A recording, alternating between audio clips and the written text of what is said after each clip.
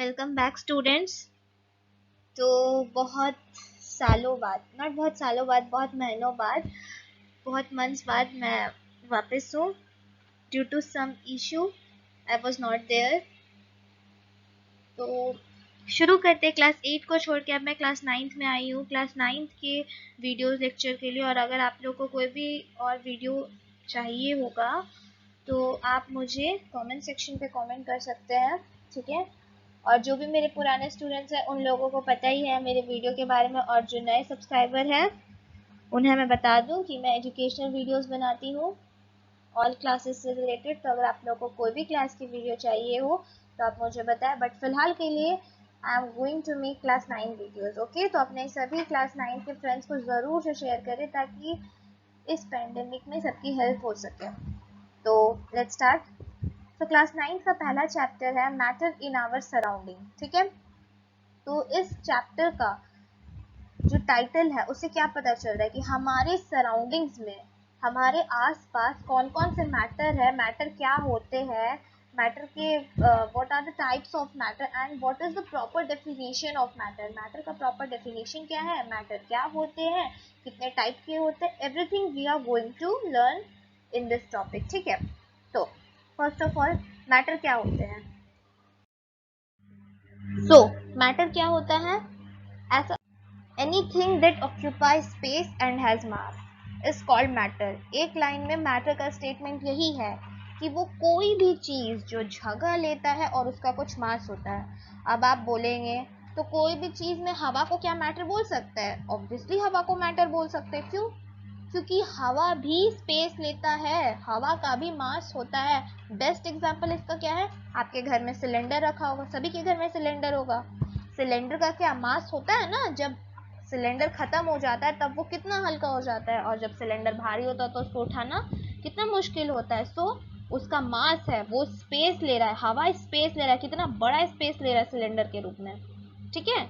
तो कोई भी चीज, छोटा से छोटा एटम, छोटा से छोटा मॉलिक्यूल, छोटा से छोटा पार्टिकल, एवरीथिंग, कुछ भी इस दुनिया में जितने भी चीज है सभी को मैटर बोला जाएगा जो स्पेस ले रहे हैं एंड उनका मास है, ठीक है।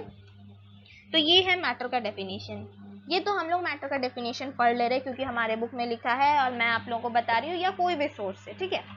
बट पहले के साइंटिस्ट को ये मैटर का डेफिनेशन ऐसा तो नहीं कि सोते सोते सपना में आया होगा और उन्होंने लिख दिया होगा और हम लोगों ने मान लिया। नहीं नहीं, ऐसा तो कुछ नहीं हुआ।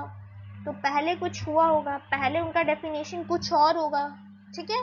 तो पहले के जो इंडियन फिलोसोफर्स थे, इंडियन साइंटिस्ट थे, वो मैटर को बोलते थे कि सारे मैटर्स, दुनिया में जितना भी चीज है सब 5 बेसिक एलिमेंट से बना हुआ। और वो 5 बेसिक एलिमेंट्स कौन कौन से हैं, कौन कौन से वो 5 बेसिक एलिमेंट्स?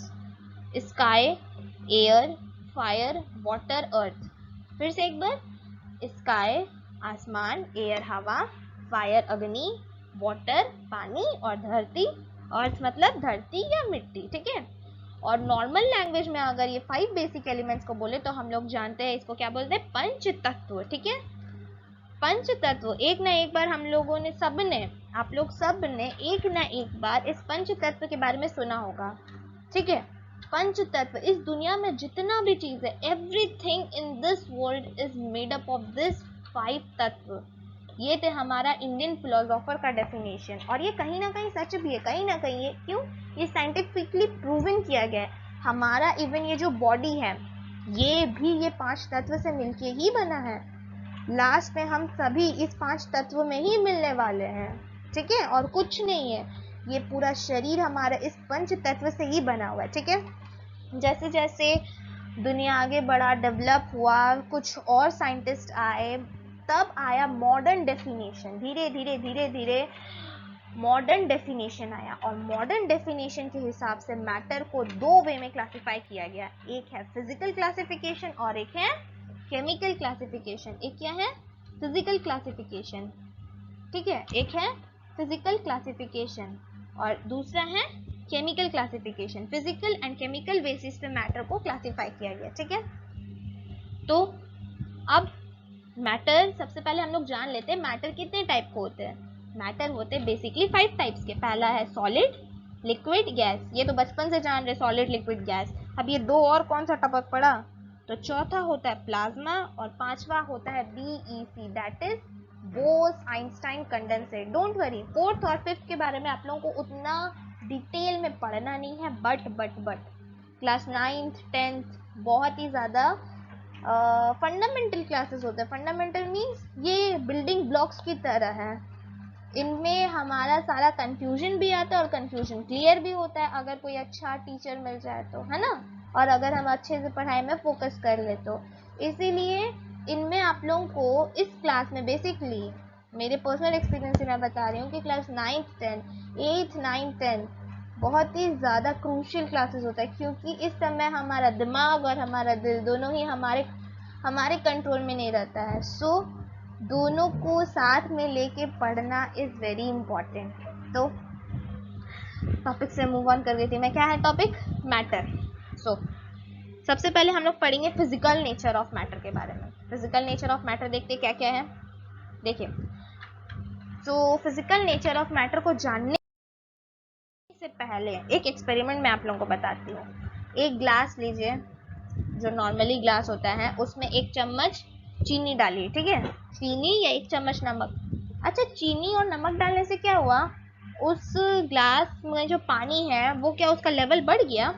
ऐसा तो कुछ नहीं हुआ। तो वो चीनी नमक कहाँ गया, जादू से उड़ गया क्या? नहीं, वो उड़ा भी नहीं, क्योंकि हम लोग टेस्ट करके देखे तो टेस्ट तो आया। तो मतलब चीनी और नमक उसके अंदर है, तो कहाँ गया वो चीनी नमक? यही हम लोग को जानना है कि भाई ये मैटर क्या होता है, ये पार्टिकल्स क्या है, ये सब क्या है, ये डेफिनेशन। सबसे पहले देख लीजिए, आप लोग के स्क्रीन पे आ रहा होगा क्या क्या टॉपिक्स पढ़ना है हम लोग को इस चैप्टर में। मैटर का डेफिनेशन जो मैंने अभी आप लोग को बताया, कैरेक्टरिस्टिक्स ऑफ मैटर जो मैं बताने वाली हूँ कि मैटर का क्या क्या खासियत होता है, inter particle spaces, inter particle force of attraction. ये सारे टॉपिक्स को आप लोग देख लीजिएगा, इतना मैं बताने वाली नहीं हूँ, आप लोग देख सकते हैं। Move on. क्या है कैरेक्टरिस्टिक्स मैटर का, क्या है, सबसे फर्स्ट कैरेक्टरिस्टिक जो है मैटर का वो ये है कि हर मैटर पार्टिकल से बना हुआ है। हर मैटर पार्टिकल से बना हुआ है। अब मैंने जो आप लोग को एक्सपेरिमेंट बताया कि एक ग्लास में पानी लीजिए और उसमें 1 चम्मच नमक या 1 चम्मच चीनी डालिए, तो उसमें हम लोगों ने क्या देखा कि चीनी, नमक, पानी सब मैटर है और सब में पार्टिकल्स है, छोटा पार्टिकल्स है। तो इससे सबसे पहले क्या पता चला कि हर मैटर पार्टिकल से बना हुआ है, ठीक है। कोई भी पार्टिकल ले लीजिए, चाहे आप वुडन टेबल ले लीजिए, चाहे आप रबर ले लीजिए, चाहे चॉक ले लीजिए, every element is made up of particle. अब दिमाग में आएगा कि ये पार्टिकल्स कितना छोटा होता है, तो ये पार्टिकल्स बहुत छोटा होता है, बहुत छोटा, जिसको हम लोग अपने नेकेड आई से नहीं देख सकते, माइक्रोस्कोपिक होता है ये पार्टिकल्स, ठीक है। ये पार्टिकल्स बहुत ज़्यादा छोटा होता है, ये हम अभी पार्टिकल्स के बारे में बात कर रहे हैं, ठीक है। ये पार्टिकल्स बहुत ज़्यादा छोटा होता है। आप लोग का बुक में एक और एक्सपेरिमेंट है जिसको ध्यान से सुनिएगा। इस एक्सपेरिमेंट में क्या किया गया है, पोटेशियम परमैंगनेट का यूज़ किया गया है, ठीक है। पोटेशियम परमैंगनेट जो होता है वो पर्पल कलर का होता है, ठीक है।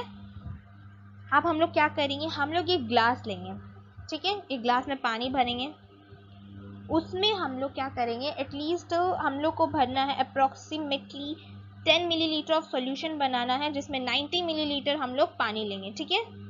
उसमें 1-2 ड्रॉप हम लोग डाल देंगे पोटेशियम परमैंगनेट का, तो क्या होगा, हम लोग देखेंगे कि पानी पर्पल कलर का हो गया, ठीक है। अब हम लोग दूसरा ग्लास लेंगे, उसमें फिर पानी लेंगे, साफ पानी, एंड उसमें जो हम लोग पहले बनाए हुए मिक्सचर थे पोटेशियम परमैंगनेट वाला, उसमें से 1 चम्मच मिक्सचर लेके दूसरा ग्लास में डाल देंगे, उसको मिक्स करेंगे। हम लोग देखेंगे 1 चम्मच पानी डालने से जो कलर पानी था उसको डालने से भी दूसरा ग्लास में कलर हो गया।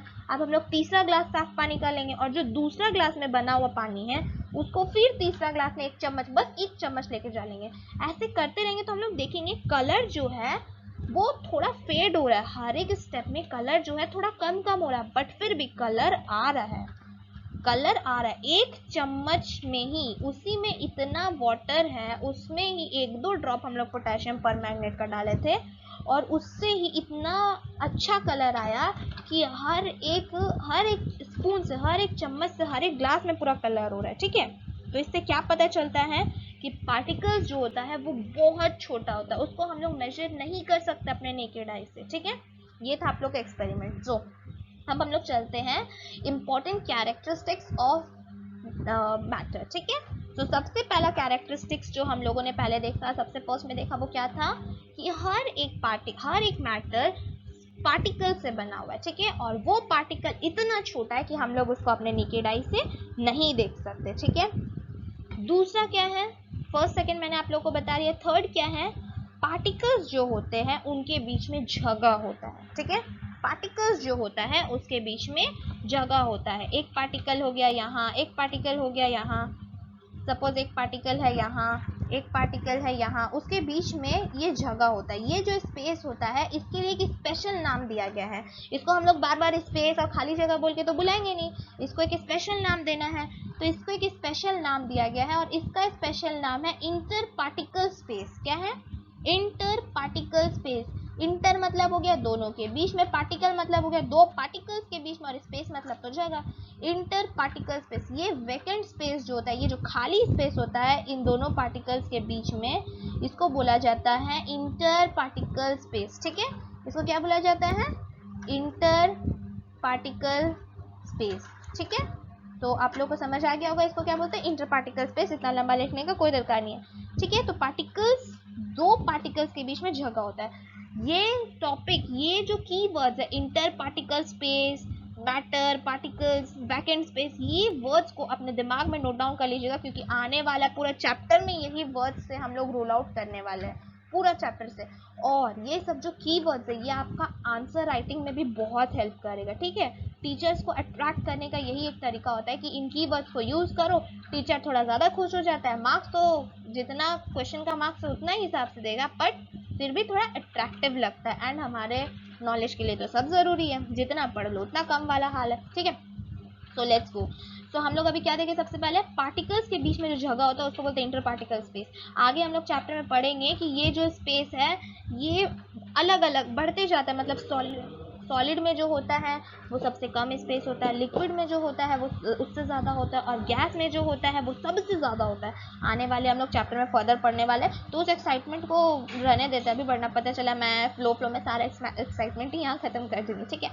सो अब नेक्स्ट क्या होता है, particles of matter are continuously moving. मतलब पार्टिकल्स जो होता है मैटर का वो कंटिन्यू मूव करने लगते हैं, मूव करते रहते हैं। सो इसके लिए एक एक्सपेरिमेंट मैं आप लोगों को बताती हूँ, जो बहुत ही छोटा सा एक्सपेरिमेंट है और आप सभी अपने घर में कर सकते हैं। सो सबसे पहले क्या, एक्सक्यूज मी, तो सबसे पहले क्या करना, आप लोग को एक अगरबत्ती लीजिए और घर के कोने में जलाइए, ठीक है। और आप दूसरी जगह थोड़ा दूर जाके खड़े हो जाइए। आप क्या देखेंगे कि उस अगरबत्ती का smell with in 2 to 3 minutes या फिर उससे भी थोड़ा कम समय में पूरा हवा में, पूरा घर में फैल गया है, ठीक है। थोड़ा सेंटेड अगरबत्ती लीजिएगा ताकि उसका स्मेल आए, क्योंकि बहुत सारे नॉन सेंटेड वाले भी होते हैं। तो सेंटेड अगरबत्ती लीजिएगा, उसका स्मेल पूरा घर में फैल गया, ठीक है। उसका स्मेल पूरा घर में फैल गया। हम लोग देखें तो ये कैसे हुआ, ये जो स्मेल है ये हम लोग को कैसे आया, ये हुआ क्योंकि पार्टिकल्स एक जगह से दूसरा जगह है। पार्टिकल स्टेशनरी नहीं था, वो एक जगह से दूसरा जगह, जहाँ हम लोग अगरबत्ती जलाए थे वहाँ से जो पार्टिकल था, वहाँ का पार्टिकल उठ के हम लोग जहाँ खड़े थे वहाँ तक आया, दौड़ दौड़ के, है ना। तो इससे हम लोग को पता चला कि पार्टिकल्स जो होता है वो कंटिन्यू मूव करते रहता है, ठीक है। आने वाला चैप्टर में हम लोग पढ़ेंगे कि सॉलिड में जो है वो पार्टिकल थोड़ा धीरे मूव करता है, क्योंकि वहाँ पे जगह ही कम होता है। गैस में बहुत तेज करता है और लिक्विड बेचारा बीच में हमेशा बच जाता है, ठीक है। तो पार्टिकल्स जो होता है वो हमेशा कंटिन्यूअसली मूव करते रहता है। और एक बात जो आप लोगों को जान लेना चाहिए वो ये है कि कोई भी चीज़ दुनिया में अगर मूव करती है तो उसके पास एक एनर्जी होता है। उस एनर्जी का नाम क्या है? हाँ, आप लोग बहुत इंटेलिजेंट है, मुझे पता है, आप लोग सबको पता होगा। उस एनर्जी को बोलते हैं काइनेटिक एनर्जी। अब आप बोलेंगे जो चींटी चलती है ज़मीन पर, क्या वो उसके पास भी काइनेटिक एनर्जी होता है? जी हाँ, उसके पास भी काइनेटिक एनर्जी होता है। कोई भी चीज़ जो मूव करता है उसके पास काइनेटिक एनर्जी होता है। आप बोलेंगे अच्छा, अगर एक पानी का बड़ा सा रिवर है, लेट्स सपोज एक रिवर है, उस रिवर में अगर एक लकड़ी का टुकड़ा तैर रहा है तो वो भी तो जा रहा है एक जगह से दूसरी जगह, क्या उसके पास भी काइनेटिक एनर्जी है? तो हाँ, उसके पास भी काइनेटिक एनर्जी है। मैंने क्या कहा, ऐसा कोई भी चीज़ जो मूव कर रहा है, कोई भी चीज़ जो मूव कर रहा है, चाहे आप लिख रहे तो आपका पेन ही क्यों ना मूव कर रहा, उसके पास काइनेटिक एनर्जी है। तो कोई भी इंसान कभी आप लोग को ये बोले कि अगर मैं ये बॉल यहाँ से तुम्हारे पास फेंक रहा हूँ, कौन सा एनर्जी, और आप लोग का दिमाग में उस समय नहीं आए कि मैकेनिकल एनर्जी, पोटेंशियल एनर्जी, बस बिना सोचे समझे हमेशा याद रखिएगा, कोई भी पार्टिकल अगर एक जगह से दूसरा जगह मूव करता है तो उसके पास होता है काइनेटिक एनर्जी। और क्लास 9 में आप लोगों को एनर्जी चैप्टर को बहुत ही अच्छे से पढ़ना है, ठीक है। तो ये था हमारा, कहाँ तक थी मैं, हाँ, पार्टिकल्स जो होते हैं वो कंटिन्यूसली मूव करते हैं। तो नेक्स्ट क्या है, नेक्स्ट कैरेक्टरिस्टिक क्या है पार्टिकल ऑफ मैटर के, वो है particle of matter attract each other. Particles जो होता है मैटर का वो एक दूसरा को अट्रैक्ट करता है, ठीक है, एक दूसरा को अपनी ओर आकर्षित करता है। Particle of matter attract each other. Suppose ये एक पार्टिकल है, ये एक पार्टिकल है, ये एक दूसरा को अट्रैक्ट करेगा, ये बोलेगा तुम मेरे पास आओ, तुम मेरे पास आओ। Particles of matter attract each other. अब ये अट्रैक्शन, इस अट्रैक्शन को भी एक स्पेशल नाम दिया गया। इसको क्या नाम दिया गया है, इसको बोला जाता है inter particle force of attraction. क्या बोला जाता है, inter particle force of attraction. अब ये फोर्स ऑफ अट्रैक्शन किसी में कम होता है, किसी में ज्यादा होता है, जैसे सॉलिड में बहुत ज्यादा होता है और गैस में बहुत कम होता है, ठीक है। तो ये था हमारा मैटर क्या होता है, मैटर का कैरेक्टरिस्टिक्स क्या होता है, ठीक है। तो आप लोग के लिए एक छोटा सा क्वेश्चन है, मुझे आंसर दीजिए कि जो मम्मी जब बहुत टेस्टी गरम गरम खाना बनाती है, सपोज घर में बहुत टेस्टी बटर पनीर बन रहा है ना, तो वो बनता किचन में है पर हम लोग को स्मेल दूर दूर तक आ जाता है, और हम लोग जहाँ भी रहते हैं हम लोग दौड़ दौड़ के पहुंच जाते हैं किचन की आज क्या बना है मम्मी, पता चलता बटर पनीर मसाला बना है, तो बस प्लेट लेके वहीं पे बैठ जाते हैं खाने के लिए फटाफट, है ना। तो ये जो स्मेल है वो किचन से हम लोग जहाँ भी रहते हैं घर में, ऐसा नहीं कि बाहर हम लोग यहाँ पे हो रहा है जमशेदपुर में खाना बन रहा है जमशेदपुर में और हम लोग रांची में, नॉट दैट पॉसिबल। क्योंकि कुछ महान इंटेलिजेंट स्टूडेंट ऐसे भी होते हैं जो कमेंट सेक्शन में ये कमेंट करते हैं कि हम हैं इंडिया में और खाना बन रहा है अमेरिका में, तो क्या स्मेल आएगा, सुन नहीं नहीं नहीं, वैसे भी स्मेल नहीं आता है। अगर किचन में मम्मी खाना बना रही है और घर के किसी भी कोने में हम लोग हैं तो हम लोग का स्मेल पहुंच जाता है ना। तो ये क्यों हो रहा है, ये कैसे हो रहा है, क्यों होता है, कि इसका आंसर होता है डिफ्यूजन के कारण। गैसेस जो होते हैं वो बहुत जल्दी पार्टिकल्स को अपने अंदर डिफ्यूज कर लेते हैं। डिफ्यूज कर लेते हैं मतलब गैसेस जो है वो फटाफट फटाफट, डिफ्यूजन का मतलब होता है किसी में मिल जाना, और वो भी बिना कोई बाहरी फोर्स के। डिफ्यूजन का मतलब होता है फटाफट मिल जाना। तो पार्टिकल्स जो होता है वो जब खाना बन रहा होता है गरम गरम, तो उसका जो स्मेल है वो फटाफट गैस में डिफ्यूज हो जाता है। क्यों, क्योंकि गैस में जो इंटर पार्टिकल स्पेस होता है वो बहुत ज़्यादा होता है, सबसे ज़्यादा होता है। इतना खाली जगह होने के कारण जो बाकी जो गरम खाना से निकला हुआ पार्टिकल्स है वो फटाफट वो खाली जगह को ले लेता है, डिफ्यूजन का प्रोसेस हो जाता है। और हम लोग को पता ही है कि पार्टिकल्स जो होता है उसमें काइनेटिक एनर्जी होता है, जिसके कारण पार्टिकल एक जगह से दूसरी जगह एकदम दौड़ दौड़ के जाता है। क्योंकि गैस में बहुत ज़्यादा जगह होता है पार्टिकल्स के बीच में, तो बीच में जब जगह बहुत है और रुकावट कम है तब पार्टिकल्स क्या करेगा, एक जगह से दूसरा जगह बहुत आसानी से दौड़ के जाएगा। तो दौड़ दौड़ के जाता है पार्टिकल्स, और इसी कारण हम लोग अगर खाना एक जगह बनता है तो हम लोग को स्मेल दूसरा जगह एकदम जल्दी आता है, ठीक है। तो आप लोगों को पता चल गया कैरेक्टरिस्टिक्स क्या है मैटर के, क्या क्या पार्टिकल, क्या क्या nature of matter and what are these. So next video lecture में मैं आगे कंटिन्यू करूंगी सॉलिड लिक्विड गैस।